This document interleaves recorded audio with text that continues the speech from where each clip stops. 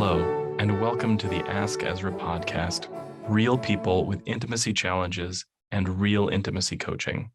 I'm Sir Ezra Algos, intimacy coach at askezra.info. If this is your first episode, you might be asking yourself, what is intimacy coaching? One definition is that an intimacy coach helps people feel safer, closer, and more connected to their lovers, friends, and even themselves. It is my goal to help people become closer to the people that they care about. So join me for this session already in progress. I remember sharing experiences with him about how it was for me when I first got involved. And I told him about how when you hit that point of BDSM becoming something deeper for you, it helps you to understand how you've processed trauma in a lot of ways.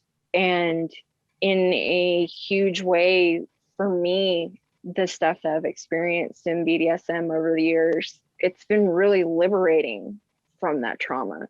It's helped me understand why I reacted the way that I did, why I am the way that I am now. And it's not necessarily a bad thing. I even explained to him that you do discover that certain things that you enjoy in BDSM can be a direct result from trauma that you experienced when you were younger. Mm-hmm. And in a way, this can be an outlet. You know, we've dealt with so many people around here referring to BDSM as something that people only do when they're fucked up in the head. And that's not the case, you know? I mean, yeah, you're going to run into people that are dealt with some sort of issue over the years in any kind of scene. But I'm glad I got involved with BDSM because it's been really helpful with me. Yeah. And I feel like he's always had his foot in the door with it and not even realized it because of the things that he's into. Kink really is normal. Kink is an umbrella. BDSM is an umbrella that talks about all different kinds of behaviors that people perform that are either, directly connected to sex or are sexualized behaviors, right? And a recent study came out. I think the book was Tell Me What You Want, right? It's the largest American survey of people's sexual fantasies.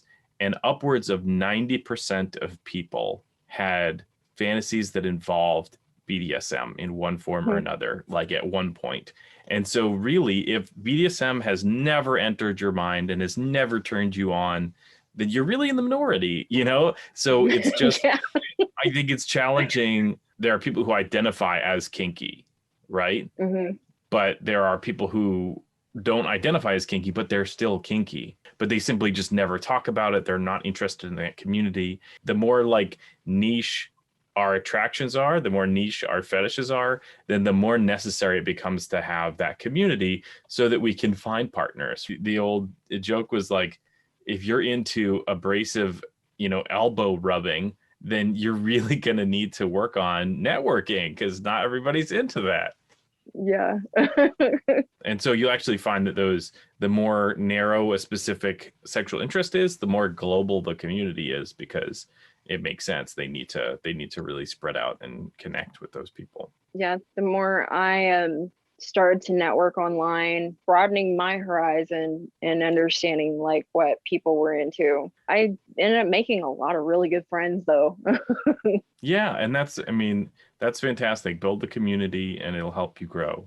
It'll help you feel, help reduce your shame, help, provide resources and help, with risk mitigation and things like that. Hey everybody, it's Ezra. And wow, isn't that exciting? Wouldn't you like to be the next guest on our show? Well, you can. Just email askezra8@gmail.com. And hey, if being on the show is too much and you'd just like to get some private intimacy coaching, that's available too. Now back to our show. Do you have a persona for your dom side and a persona for your top side, or is it just all Naami? That's probably been the biggest issue, is he wants me to be myself, but in an aspect of I've understood the aspect that I'm a switch, and in that, being involved with other people in the past, having play partners, there was always the persona of the top or the dom, and then the persona of the submissive or the bottom. And I've never had anybody ask me to just be me.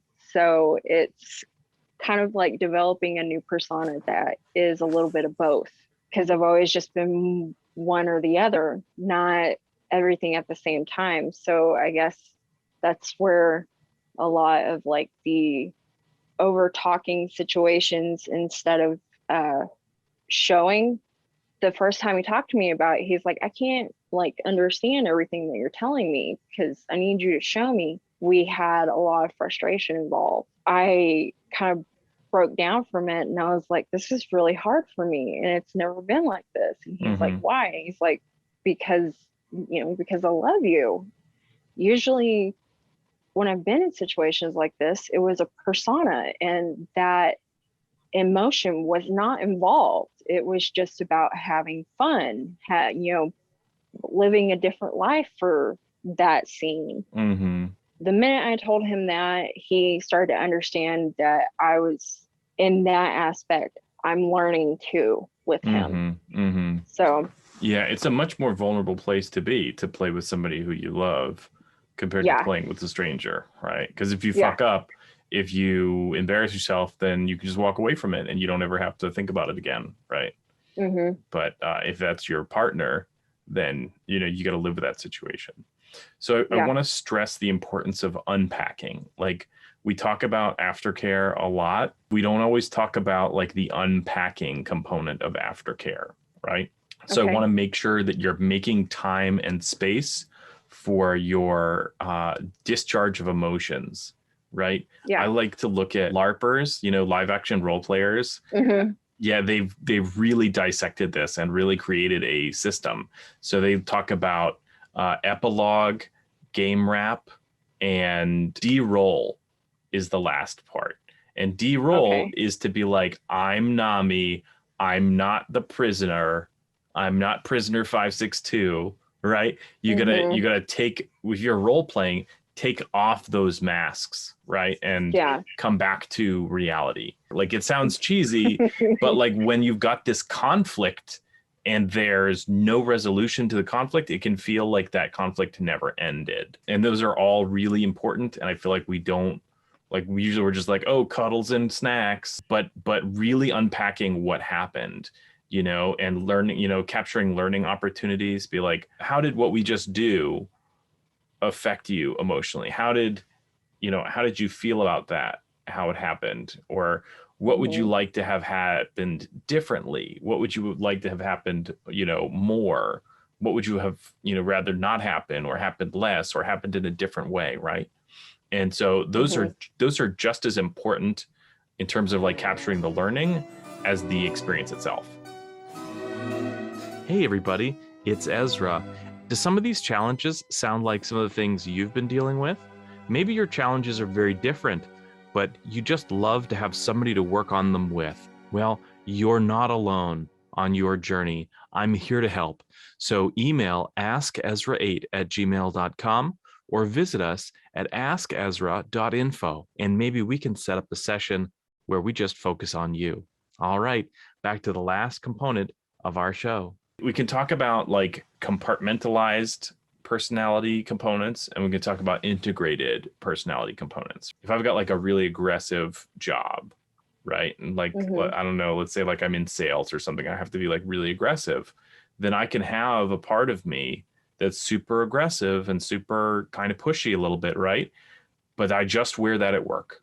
And then I come home and I don't want to be pushy and I don't want to be charismatic. A lot of salesmen will say, a lot of salesmen's wives be like, oh, he's got his sales voice on again, right? And so compartmentalization is like a really useful tool, just because you've got a partner who wants to accept you for everything. And I think that's beautiful. I think that's fantastic. It doesn't mean you can't compartmentalize to your benefit. Like, they talk about like switch fatigue, which is like, if you're like every 10 minutes, you're like, now I'm topping, now I'm bottoming, now I'm topping, now I'm bottoming.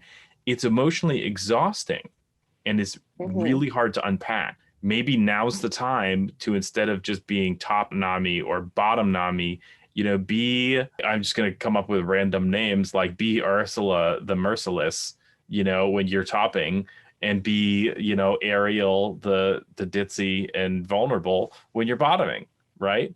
And sort of like let that persona protect you and sort of capture some components of your personality, right? It's not dishonesty. We're role playing. You don't have to like own that role playing personality forever.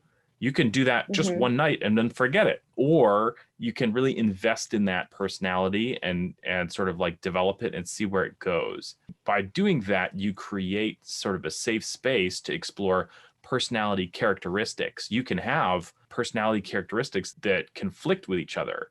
And so it's hard to sort of have them both at the same time, right? And so you can choose to say, okay, this is how I'm going to be, for the next hour, for the next half an hour.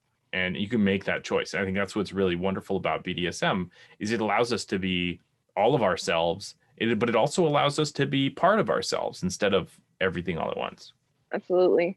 I think that was probably like one of the things that like I discovered first time I had been a dom. And for the longest time, I was like, I'm a submissive. And then I started talking to a guy about being a dom, and I was still kind of like, I want to, but I don't know if it's for me or not. And then we discussed a lot of stuff for a period of time before actually doing anything. And then, there was a night that came that I was, we actually engaged in that play. And it just like somebody had turned a light on in my head. And I was like, I think this is what I have been looking for a while, is understanding that I'm not one or the other, but I'm both. It was weird in the aspect of like how it helped me understand what I wish had happened in my past and how I wanted to be that strong person that didn't take anybody's crap, that was in control and domineering, and being able to play that role for the period of time that I got to. It woke up a lot in me that like I wish I had. Yeah. And that was pretty much it. There's so much of an aspect of people being scared to kind of like open themselves up to these other kind of personalities that are in them, or personas. When you finally have that opportunity to really indulge in it, you finally get to flip the page that you haven't been able to for a while. Yeah. And it helps out a lot. Yeah, they call that shadow work. And I think it's really powerful. It's really important. You do have to be careful. I mean, I recommend if you're doing shadow work to do it with the counsel of a therapist. Oh, yes, definitely. Yeah. And then not everybody has that resource, right? Not everybody has access to that. So I'm certainly not going to say that's a prerequisite, but it's definitely really helpful because you want to make sure that you're not doing things that are harmful to your own emotional state, Yeah. The other thing I'll say is that you need to be careful to give informed consent to your partner, because it's one thing to be drawn to a specific experience and to just explore it and not know why, or, not have a particular reason. It's another thing to be going into an experience specifically to deal with trauma and to deal with those negative past experiences without telling your partner. Like, you need to let them know, because they may not be able to handle that. And it's their, they should be able to make that choice. I think too many people just jump into it and they're like, well, who cares why I want to do it? And that's a real problem. I remember there was a time that I had been kind of discussing some things with a guy that identified as a dom, and he didn't care about aftercare, and he didn't want to have any kind of emotional discussion or anything like that beforehand. And I told him that like, I can't do this then, and you need to understand that like what you're doing is wrong towards other partners as well, because if you're not discussing like what kind of situation that you might be going into emotionally, then you are definitely going to be damaging to whoever you decide to play with.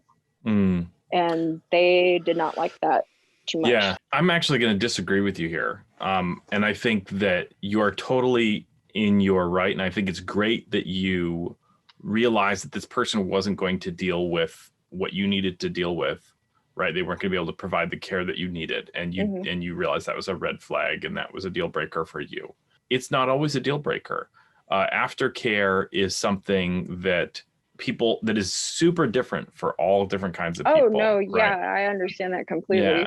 But I think like it's negotiable, right? So there's partners that I'll have who are they're just inadequate when it comes to aftercare. Like I need cuddles, and some people just don't want to touch, right? And then I'll go, okay, well, I know you don't do the touchy stuff, you don't do the cuddles, so I'm going to cuddle with my partner. But as long as everybody knows that, we're good. The conflict is when there isn't that conversation. So the whole deal with him was that he didn't want to discuss aftercare or care like what your aftercare was. It just, he wanted his thing. He wanted to do things his way. It was about him. And I understand in some people's dynamic that that's part of it, that they're into that. But there was no discussion whatsoever. That's definitely a problem. He didn't want to communicate about anything at all. This is what he wanted. You were either going to do it for him or not. And it didn't sit well with me. Yeah. So. And that sounds like he's trying to negotiate while role playing a dominant and submissive role. And that's really inappropriate. You should be negotiating on a level playing field, right? You're not role playing yet. Thanks for watching the Ask Ezra podcast. If you enjoyed this episode, share it with your friends on social media. If you would like to review this episode, please do so at Apple Podcasts or wherever you get your podcasts. If you'd like to support the episode, go to patreon.com/AskEzra, and you can sign up for our mailing list at askezra8@gmail.com. Lastly, if you'd like to find out if intimacy coaching is right for you, visit askezra.info. Thanks for watching, and don't forget to tune in next time.